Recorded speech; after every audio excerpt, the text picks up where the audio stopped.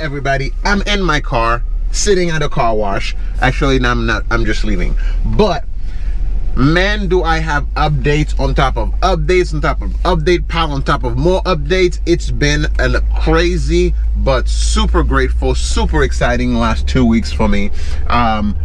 It's everything I needed to know. It's everything I needed proof of to know that I've made the right decision, and going forward is going to be just on another level. Starting with the weekend of Halloween, I was in LA. More specifically, I was at Universal Studio Hilton because I have an event there every year around that date. That was a 5-day event. It was amazing, fantastic. Everything went great as expected, as planned, which is always awesome, because I like to make sure I plan everything that I possibly can. I know not everything can be planned, but the one that I can, I like to do so to make sure that me and my team, we are all on the same page, because my goal is to do more with less effort, and we can do that by being prepared, by having the right equipment, making sure everything is working properly.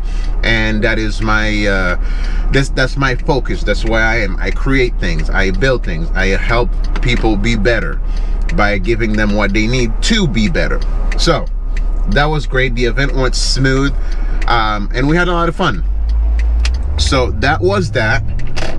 And then we drove to Orange County, where I had a storage room with all my stuff in it from over 8 months ago.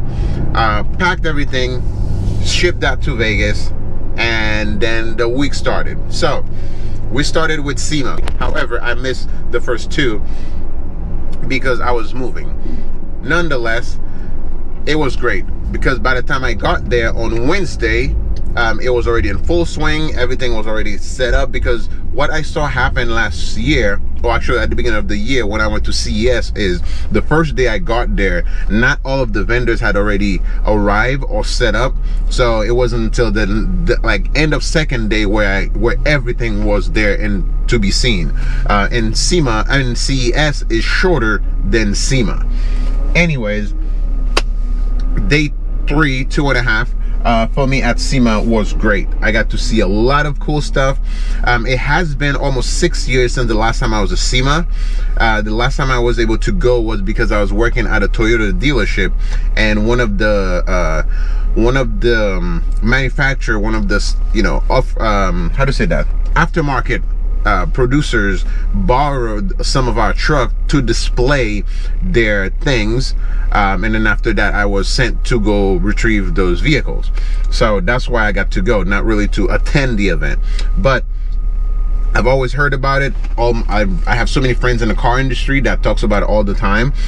So this was the first year that I had the chance to go on my own steam with my media press access, and it was next level, like next level. Sema is for not necessarily it's for aftermarket, for designers, creators, inventors, artists, and stuff like that. So yeah, there's a lot of cars there that are new cars, like current year models, but they are there because the aftermarket, the creators use them to showcase, whether it's a paint protection film. So this Cyan Roadster, 2022 Lamborghini, we have PPF wrapped it, which is paint protection film. The color itself is from the factory. This is a 1 of 19 ever made vehicle. The Roadster itself is 1 of 9. Yes. Wow. And 1 of 9. Would you like me to give the price point? Let's do it. 3.75 million. Can I touch it? No, you cannot.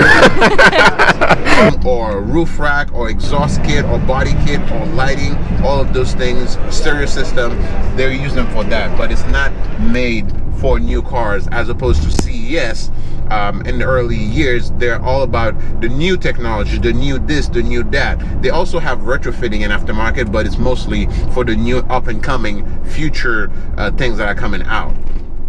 So Sema is good for the person that's making things for cars that already exist, to make it better, to enhance for your daily activities, however that you might want to use that vehicle or thing. So that was great. I got a chance to speak to two very, very influential and very well-known people in the industry, and they are, one, Chip Foose, who everybody knows who he is, the star of the Velocity show Overhauling, which was one of the longest automotive show ever, like on TV. So that was really cool, and he was a really cool, down-to-earth guy. I got to film an interview that he did, and then after that I got to ask him some questions about a new project that he says he's going to start working on, which is the Duesenberg. Because back in the day, you didn't buy, well, not for every company, but for some companies like a Duesenberg, you would buy the chassis, then you would take that to your custom person and they would make your body to fit on that chassis. So you didn't buy the whole thing from the same manufacturer, which is very interesting. So what had happened was, in the 70s they were restoring that vehicle, so they took the chassis and separated them while the chassis was being worked, and then the body they sent it to the paint shop to get it redone.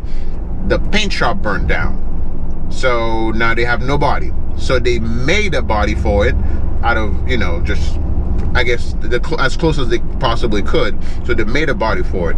However, the person that now owns this car would like to get a new body made, and they acquired a vehicle. They reach out to Chip and like, hey, I want you to make me, you know, something fun for this chassis that I got. And he was like, heck yes, I'm down, send it over. About the Duesenberg that you guys are about to do, where will we be able to see that when it's done, and how long do you think it's gonna take before you guys to finish? It could be a 3-year project, and I'm not sure where we're going to debut. We're just excited to do the project. So this is the new project that he's working on now. Now, the second person I got a chance to is Luke Delay. Ladies and gentlemen, welcome. I'm here at Foose Design with Luke Delay. Luke, yes. Luke Delay, perfect. The legendary mind behind what behind it is called the Marcel Roadster. Yes. What is the Marcel Roadster? Oh, actually, what is? Now, Luke Delay is the owner of Marcel Custom Metal Shaping, who is the person that creates the bodies for Chip's designs. So Chip draws it, comes up with the abstract idea what he wants the car to looks like, and then he send that to Luke and his guys, and he build it, send it back to Chip, and he do the interior and everything else on top of that. So Luke is also really, really cool guy. I got to speak with him. I did an interview with him about his very first unveiling creation, which is called the Marcel Roadster. Now, the Marcel Roadster is the name Marcel is named after his dad, whom he worked with for 47 years in the business, and they had, you know, amazing relationship and everything like that. So he was really, really proud to be able to name to that his first, you know, official creation after his dad, and also the name of the shop and all that. So that was really good, really cool guy. We do the sheet metal part. Roller and then cut, and slice and dice. I don't do that. I start from nothing. I take a sheet of metal off the rack, and then I make everything. But that's an art. This is incredible. You know, I mean, this is fantastic. I mean, you dance with metal. Yeah. I mean, I'm sure right by now you use a lot newer technology to help you make it faster. This is built exactly like it would have been built in 1930. That's what I was gonna ask. How much of the old school do you keep? 3 main tools. I have an English wheel that I use. I have a hammer that I use, and I got a couple of tree stumps. And I those tree stumps every day. Tree stump. I use those tree stumps. You know. So I spoke to him about it. Asked him if he thinks that the new project that Chip is working on, he's gonna have anything to do with it. The stage with Chip. And he was talking about a customer that he had that just purchased that just got a 1930 Duesenberg. Yes. That the body had burnt down during in the paint shop back in the day. Yes. And they had they made a body for it. Right. But now the customer is going to bring the car in for them to make a completely new body for that track. It's going to be a Fust design Duesenberg. Yes. And do you think your shop will have a little bit of I think I will end up building that body. Yeah. Oh, that's going to be awesome. Yeah, I'm looking forward to it. He said it's going to be about 3 years. So, I mean, for projects that detail like this one and that. My part of it won't take that long. Yeah. To do the whole car for what they do to make it to the level they take it. It'll take 3 years. Gotcha. That is going to be about a 3-year project. So super cool, excited to see the progress and how it comes out at the end, knowing that I knew the inside before that, the person that, you know, when it was announced, and the person that's actually going to build it. But those two things are pretty cool, and I am excited to see the follow-up on that, on the build-up of that Duesenberg. So Duesenberg project, I will be keeping an eye out for any updates on that. And yeah, so that was Sema. Beside all that, at the end of every Sema, there's something called Sema Ignited, where you have burnout contests, drift contests, all those different things. And this year was no different. So it was really cool to see, because you see all different, again, because Sema is all about the aftermarket, the tuner, the creator, the design, the artist, and all that. It's good to see that they get a platform where they can actually, you know, showcase and do things like that.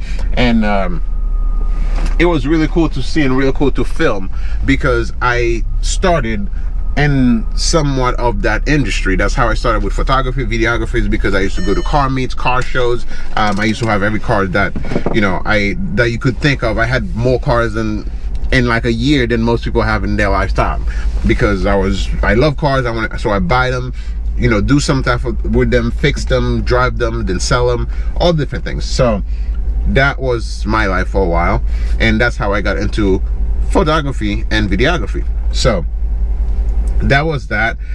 It was really cool to see, because if you didn't have a chance to see all of those cars inside of the showrooms, because they were in different buildings and far apart, and if you couldn't walk to all of them, then you get to see them parade around in front of you, one after the other, and you get a chance to take a picture and look at them. Couldn't touch them because they're of course driving, but that was fun. That was really cool. So it was a huge success.